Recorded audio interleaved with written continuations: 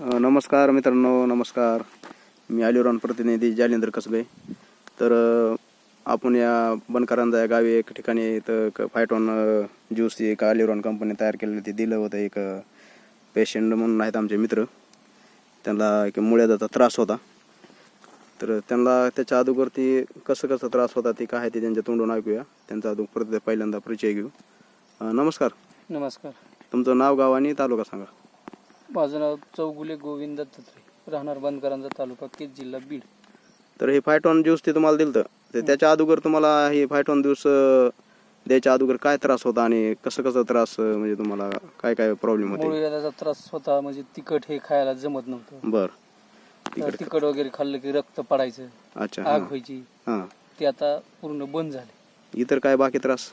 इतर काय बाकी त्रास नव्हता. अंगदुखी हे होत होती पण ते पण राहील. बर.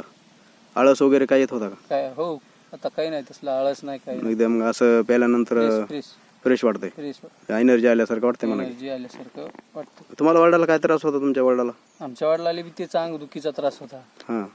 आणि ते गचकरांचा बी होतं पायावरती, ते गचकरण बी कमी झालं. आणि तुमच्या आईला बी तुम्ही दिलं, आईसाठी बी पित्ताचा त्रास होता, ते गुळण्या वगैरे येत होत्या, आंबट गुळण्या, ते कमी झाले. मग इतर जे आपल्या बीड जिल्ह्यामध्ये जे त्रस्त आहेत रोगी, काय समजा समस्या आहेत बऱ्याचशा लोकांना, ते त्यांच्याबद्दल ह्या फायटॉन ज्यूसचा काय तुमचा सल्ला असेल? वापरण्यासारखं प्रत्येकानं वापरावं, हे चांगलं, प्रत्येकानं वापरावं असं तुमचं म्हणणं आहे. हो. तर मी अलिरान प्रतिनिधी, तुमची जी माहिती दिली तुम्ही वेळात वेळ करून आलात त्याबद्दल मी तुमचा आभार व्यक्त करतो. धन्यवाद.